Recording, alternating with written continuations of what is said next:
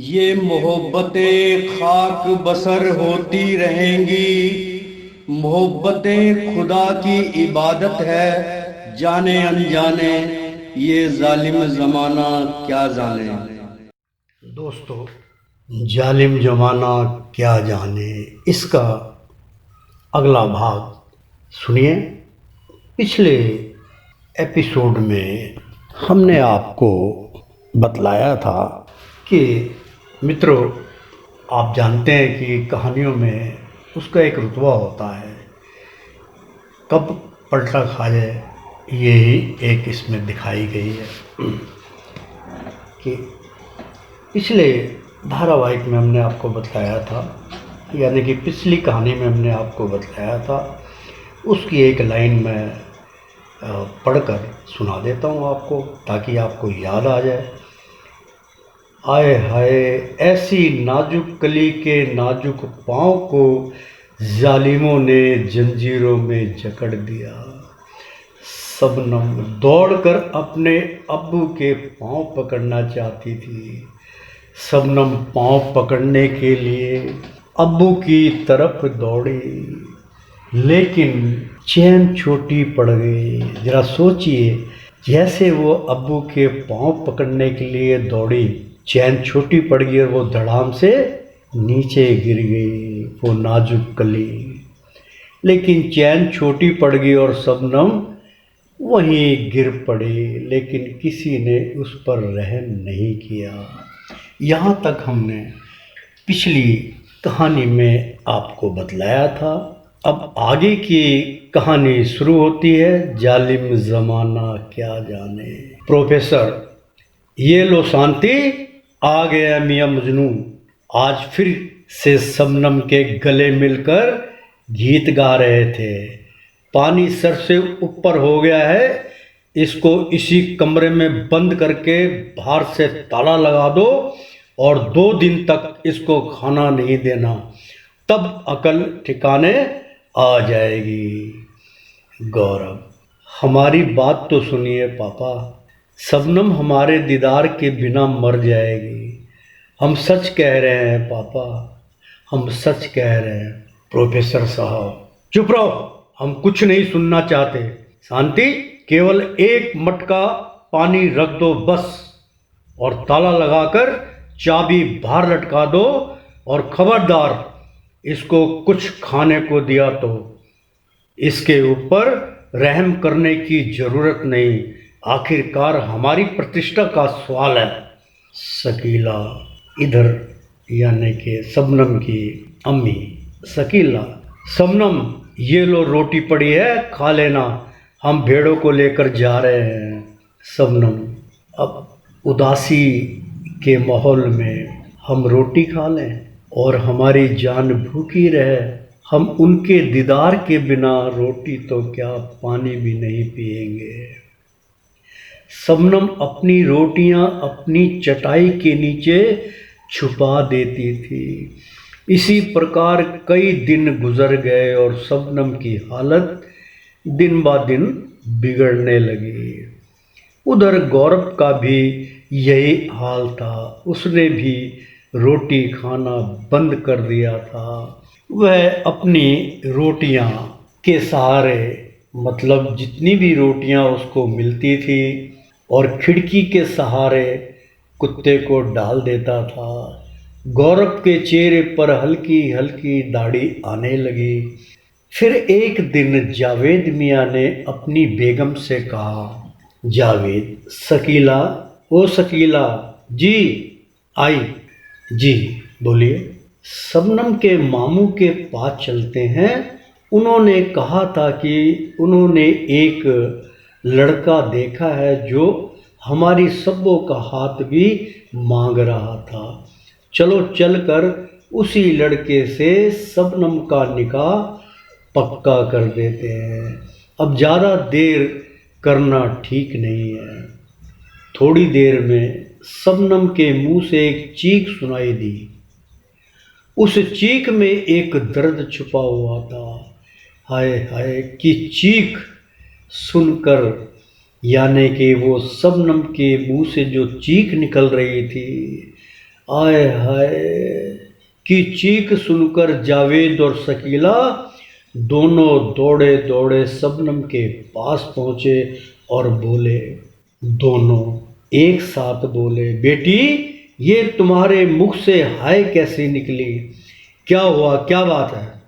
शबनम कुछ कर्राती हुई आवाज में बोली, शबनम कुछ नहीं, कुछ नहीं अम्मी जान, कुछ नहीं। जब किसी का दिल टूटता है ना तो आवाज नहीं आती, सैलाब आते हैं सैलाब और दुनिया फना हो जाती है। हम भी अब उसी दुनिया का एक हिस्सा है। अम्मी जान आप हमारा एक काम कर दीजिए, आपको खुदा का वास्ता जाने वाले की आखिरी ख्वाहिश जरूर पूरी करनी चाहिए। अम्मी जान देखो शबनम, तुम चाहे कितना भी नाटक कर लो या कोई भी बहाना बना लो, लेकिन निकाह से पहले तुम्हारी ये बेड़ियां नहीं खुलेगी। ये तेरे अब्बा जान का हुक्म है और अब्बा जान का हुक्म हमारी सर आंखों पे। शबनम अब्बा जान का हुक्म सर आंखों पर अम्मी जान। अम्मी जान अब तो हमारा पूरा जिस्म ही सुन पड़ गया है। हम आपसे बेड़ियां खोलने को नहीं कह रहे हैं। अम्मी जान अच्छा तो फिर बोल क्या बात है, क्या हुआ तुझे? शबनम अम्मी जान अब तो आप हम पर रहम खाइए, अब तो हम पर रहम खाइए। अब तो खुदा का नूर भी हमारे चेहरे से चला गया है और हमारे घुंघराले बाल भी देखो, देखो कैसे लट सी बन गई है। कहाँ हम रोज नहा धोकर तैयार होते थे और अब देखिए। आपको याद है अम्मी जान, जब हम नहा धोकर चकोर गले की काली कमीज और ढीली सलवार पहनते थे तो आप हमारे गले में काला धागा बांधती थी और कहती थी कि हमारी हूर को किसी की नज़र ना लगे। अम्मी जान मगर अब तो समय नहीं रहा। देखिए ये हमारी कमीज भी हमारे हालात की तरह जगह जगह से तार तार हो गई है। अब हमसे कौन निकाह करेगा? अब तो हमारा इंतज़ार सिर्फ कब्र को है। अम्मी हम आपसे दरख्वास्त करते हैं कि आप अब्बू जान और भाई जान से कहिए कि हमारे जाने के बाद हमारी कब्र उसी पेड़ के नीचे बना दीजिए जो हमारे खेतों में है। आप तो जानती हैं कि हमारा सारा बचपन उन्हीं खेतों में और उसी पेड़ के नीचे ही बीता है। तो हम चाहते हैं कि हमारा अंत भी वही हो। बस इतनी सी इल्तिजा है हमारी आपसे, और हो सके तो हमारी सहेली उर्मिला को भेज दीजिए, शायद हमारा कुछ दिल ही बहल जाए। अम्मी जान पता नहीं ये लड़की क्या अनप शनप बोले जा रही है। ठीक है हम उर्मिला को बुलाए देते हैं, आने पे बहाने बनाई जा रही है? उर्मिला को अम्मी ने कहा, बेटी थोड़ा सब्बों का ध्यान करो, शबनम तुम्हें पुकार रही है। उर्मिला सब्बों के पास पहुंची। उर्मिला हाँ शबनम बोल, मुझे कैसे याद किया? शबनम हमारे पास बैठ, 2 घड़ी हमारे पास बैठ और हमारी बात ध्यान से सुन। हमारे पास वक्त बहुत कम है, उर्मिला, ये तेरा क्या हाल बना दिया है इन जालिमों ने। तेरी ऐसी हालत हो गई और हमें पता भी नहीं चला। ये तो बड़ी ज्यादती की है तुम पे चाचा जान ने। भला ऐसा भी कोई करता है? देख तो सही तेरी चेहरे को क्या हुआ। खुदा का नूर भी तेरे चेहरे से जवाब दे गया। ऐसा कहकर उर्मिला की आंसू नहीं रुक पाए, वो रोने लगी। शबनम, हम पर आंसू मत बहाओ, हम पर आंसू मत बहाओ और ना ही हमारे हाल पर रहम खाओ। ये तो होता ही है प्यार में। अच्छा किया तुमने उर्मिला मेरी बहन, जो तुमने किसी से प्यार नहीं किया, किसी से मोहब्बत नहीं की।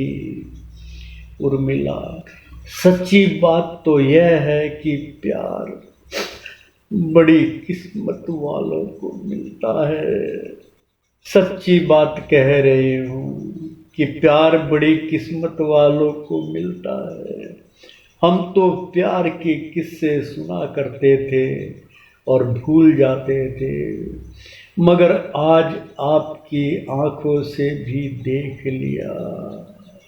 यानी कि आपकी आंखों से, अपनी आंखों से भी ये सब कुछ देख लिया है कि मोहब्बत क्या होती है। शबनम, अच्छा सुन, ये रोना धोना बंद कर। देख, हमारे पास वक्त बहुत कम है।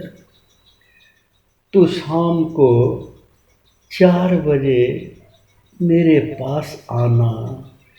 उस वक्त अम्मी अब्बू तो हमारे मामू के पास गए होंगे हमारा निकाह पक्का करने।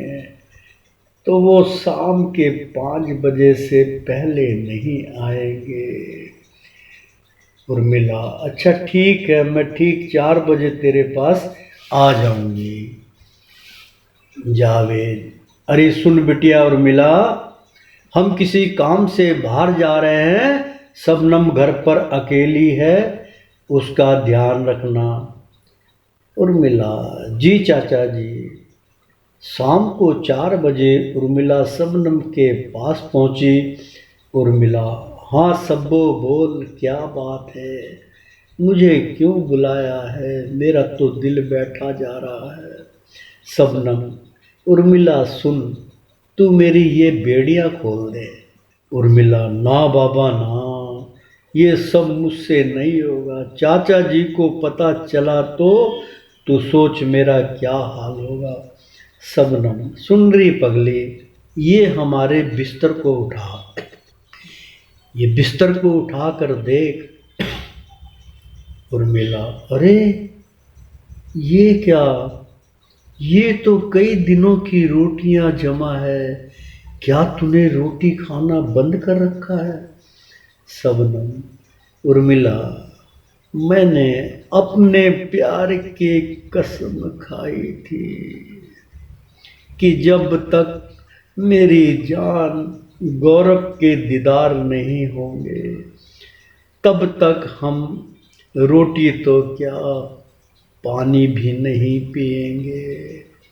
देख उर्मिला, अगर हम यहाँ मर गए तो हमारे प्यार की बड़ी तौहीन होगी और हमारा वादा झूठा हो जाएगा। सुन, और खुदा हमें जन्नत नहीं बख्शेंगे, हमें दुर्जक की आग में जलना होगा। हमारे पास समय बहुत कम है। उर्मिला, शबनम तेरी हालत चलने लायक नहीं है, तू समझती क्यों नहीं है? तेरे पाँव में तो गहरे जख्म हैं। जालिमों ने तेरी पैरों में इतनी सख्त बेड़ियां डाल दी, ऐसे मुलायम पाँव में क्या करूं। शबनम, अरे पगली, जख्मों की अब किसको परवाह है। उर्मिला, बेड़ियां में तो ताला लगा है और चाबी चाचा जान अपने साथ ले गए होंगे। शबनम, नहीं, वो देख सामने संदूक है और उसके क्या हुआ? कुछ कुछ नहीं, उसके ऊपर आला है, चाबी वहीं होगी।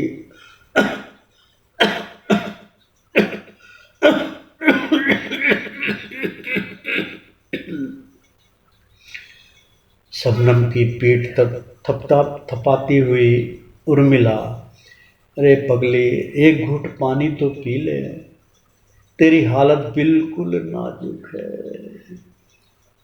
अरे चाबी वही होगी, हम तो वहां तक पहुंच नहीं सकते, वरना तुम्हें क्यों बुलाते, खुद ही खुद ताला खोल लेते। उर्मिला ने ताला खोल दिया।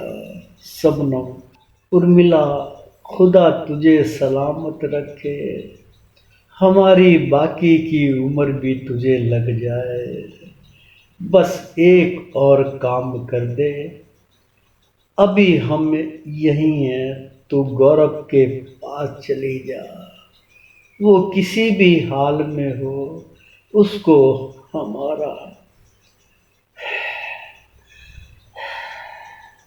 हमारा संदेश पहुंचा दे, कहना हम खेत में उसी घने वृक्ष के नीचे उसकी राह तक रहे हैं, वो जरूर आए।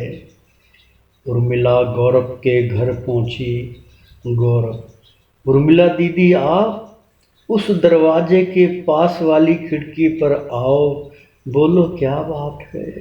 दीदी, थोड़ी धीमी आवाज में बोलना, माँ सो रही है और हम बाहर नहीं निकल सकते क्योंकि हमें ताले में बंद करके रखा है। सुनो दीदी, हमारी शबनम किस हाल में है, ठीक तो है ना? हमारा दिल बहुत घबरा रहा है।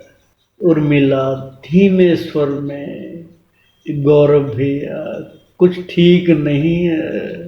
अरे दीदी, तुम रो क्यों रही हो?